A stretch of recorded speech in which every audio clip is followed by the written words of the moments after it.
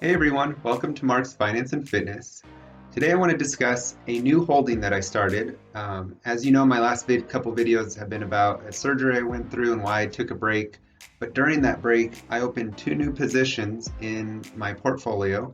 So today I'm going to share one, and the next video I'll share the second one. This first one that I got was because of not being exposed to this sector of the economy, and that's the consumer discretionary sector. I've been researching a lot of different companies over probably the past 6 months, and it all led me down to one stock, and that is Home Depot.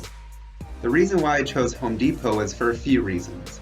First of all, and I think the biggest reason why I did it, is that this is one company that Amazon really can't touch. They can't really compete with it because you can't buy lumber off of Amazon, at least yet. Who knows what the future holds? So I think companies like Home Depot, those home improvement stores, they have something very valuable, and they have that competitors like Amazon, who can basically compete with almost anyone, can't really compete with them. So that's why I chose Home Depot, the biggest reason. And then the second reason is, because there's also Lowe's, so I was looking between the two, but I think Home Depot has really embraced technology more so. They have an app that actually I've used a few times, and it's actually a decent app. It's not the best app. Like, I think the best app out there is probably Target, but Home Depot is still a really good app, and I think that it's going to really encourage a lot of people to use their app and expose them to some more profit in that area.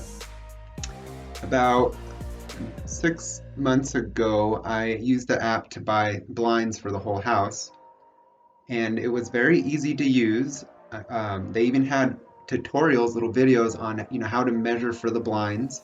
So I watched those, I did all my measurements, and I put the order in, and the order came, and everything turned out just perfect.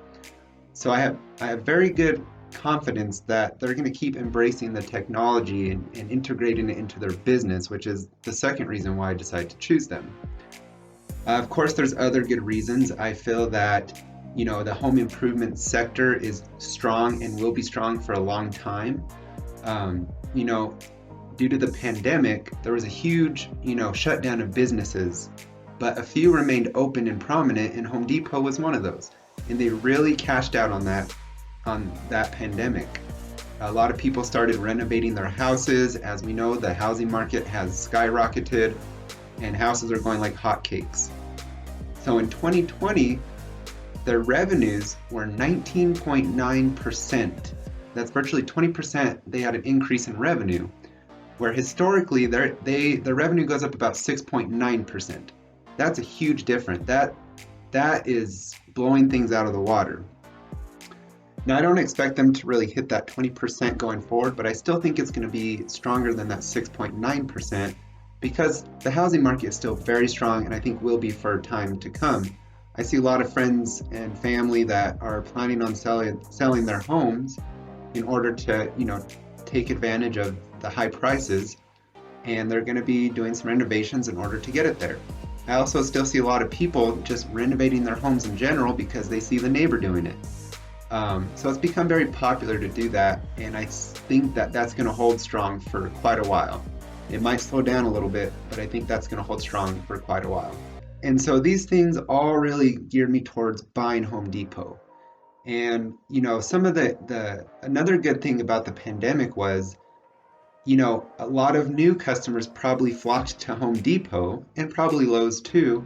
And so they got to develop this new relationship with all these new customers, and hopefully those customers keep coming back now that they're more comfortable with either going in the store or through the app and seeing what products they have to offer, maybe how easy certain things are to do to your house to change it. So I think 2020 really allowed them to expand their market share. So that's a great thing as well.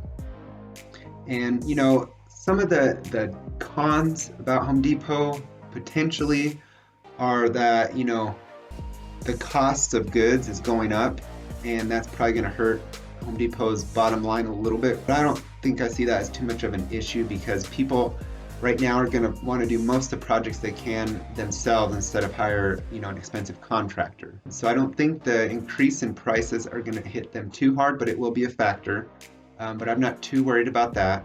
in 2021, I don't see revenue going up another 20%, but I still think it's going to be very strong because, like I said, the housing market is still really hot, and I think it will for a long time.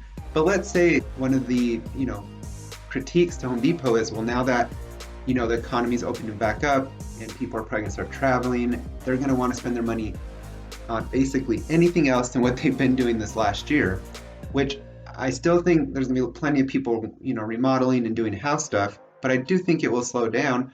But the important thing to keep in mind with Home Depot is people, the home ownership is at an all-time high, and you're always going to have to do something to your house, regardless of what it is. Something's going to happen where you have to fix it, or you want to, get some new light fixtures.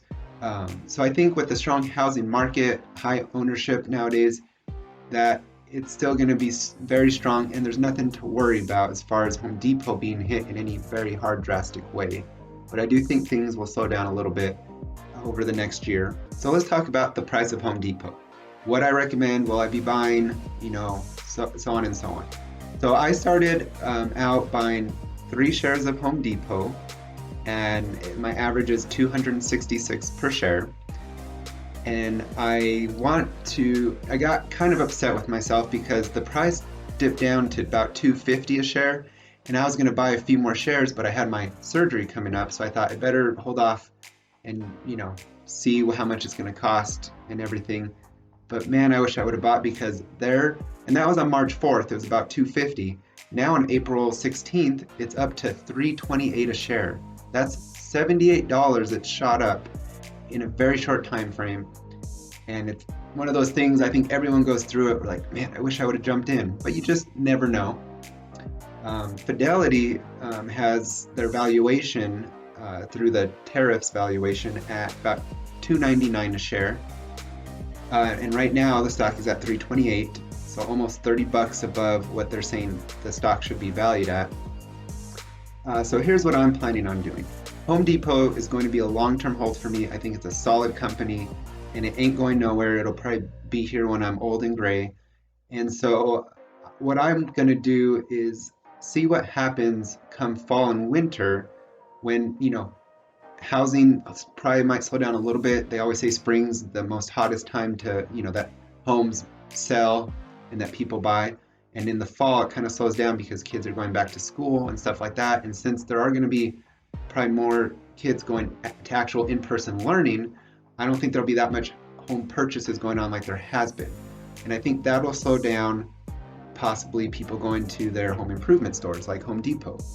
And so what I'm going to do is wait and see, is if this stock price goes below 300, I will start buying shares again. If it doesn't, then I will probably start adding regardless back in the fall and winter, because this is a long-term hold. So essentially it shouldn't matter what you buy in at, no matter what company it is. If you believe in it, did your research, and see that it has a bright future. But at this point, I think Home Depot has shot up so quick, so fast, I can see a pullback coming possibly in the fall and winter when activity slows down for housing projects and housing needs. So again, if it goes below 300, I'm going to start buying. For now, I'm just going to hold off and see what happens come fall and winter, but I will start buying at that point again, because this is my only company in that consumer discretionary sector, and I wanted to get in a solid company, and I really think Home Depot is the company to do that. So this is my analysis on Home Depot, why I decided to buy into it. It's pros and cons. I don't think there's too many cons, just maybe a little bit of a slowdown over the next year. But I see this company just continuing to, be under good management. They've made some really good decisions over the past decade that's really helped their bottom line. They're embracing that technology, and Amazon can't touch them right now, which is important because, and I don't know if they ever technically will, it's just a whole experience to be able to go to Home Depot and pick out your own items for your own house. It's not as, I think of it like, clothes. Sometimes people like to try and clothes better than buy them online, but I think that's even more so with housing stuff. I know when I remodeled my kitchen, I was looking at backsplashes online, but you go in the store and the one that I thought I wanted, I looked at it in person and it definitely was not what I thought it would look like, and I ended up going with a different backsplash. And I think there's going to be a lot of people, most people, that just prefer to go get their own things in person when it comes to their house and doing renovations. And so I don't think Amazon at this point can touch them. And I don't know how they would in the future, unless if they open up their own, home improvement stores, like actual physical locations. But for now, Home Depot is definitely my favorite consumer discretionary stock. I'd like to hear what maybe your favorite consumer discretionary stocks are. And if you have Home Depot, or if you think Home Depot's not a good choice, I'd like to hear why as well. So I hope you guys enjoyed this video. Again, I only have 3 shares of Home Depot because I started right before, I found out I had to go into surgery, but I want to start buying again in the fall or winter, unless if it drops below 300 before then I'll start buying on a consistent basis. But it's definitely a long-term hold, and I plan on holding this till I retire, because it also gives out a good dividend.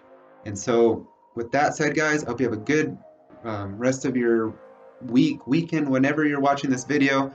My next video, I decided to dip into a stock that's a little interesting.